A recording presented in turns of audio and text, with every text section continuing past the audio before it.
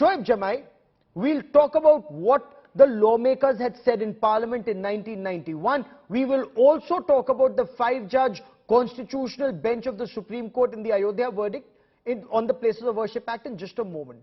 But before that, respond to the petitioners saying that indigenous communities of India are being denied justice through this act. Why should Hindus, for example, not be able to claim the Sri Krishna Janmabhoomi or the Kashi Vishwanath temple or other temples? Yes. Gaurav, this question should be asked very vehemently to the Bharatiya Janata Party and their allies, that Saffron Brigade, that are they trying to create a nation within a nation? Are they trying to create a difference between the communities, partition between the communities and faith?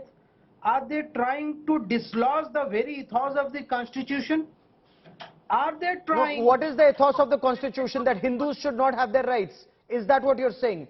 Hindus should not have freedom to pray at, let's say, the Sri Krishna Janmabhoomi. That's the Constitution of India?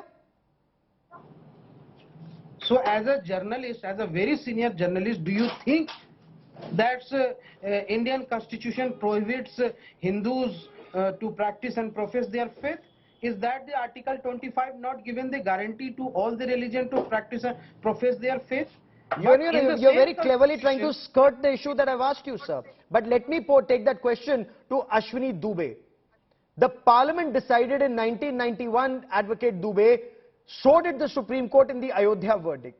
I will come to the Ayodhya verdict in just a moment and what it said about the Places of Worship Act 1991. But sir, once the Temple of Democracy has decided on the August 15, 1947 cutoff date, barring Ayodhya, why are other cases being raked up now?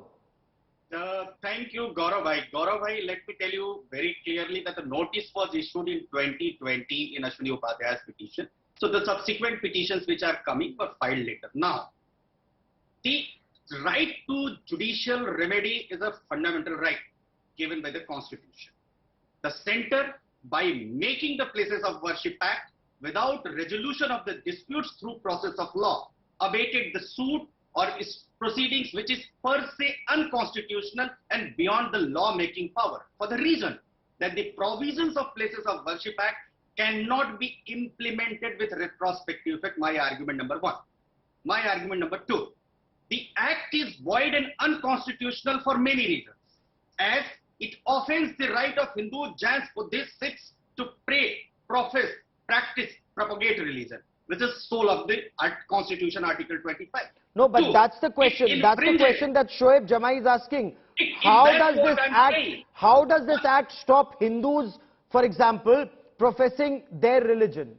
Because as per the Hindu law, once image or once this prayer has been started at any place, that cannot be taken over by the invaders, and even the image is lost, even the image is destroyed, and the image is torn. But the religious character of a place in Hindus, the Hindus, Jain, Buddhists, Sikhs, cannot be destroyed. This is one. Second, the depriving of Hindu, Jain, Buddhist, Sikhs from owing, acquiring religious properties belonging to deity, misappropriated by other communities, and takes away right of judicial remedies of Hindu, Jain, Buddhist, Sikhs to take back their places of worship and pilgrimage and property which belong to deity. Okay. Gaurav bhai, it deprives the Hindu, Jain, Buddhist, Sikhs to take back their places of worship and pilgrimage connected with the cultural heritage.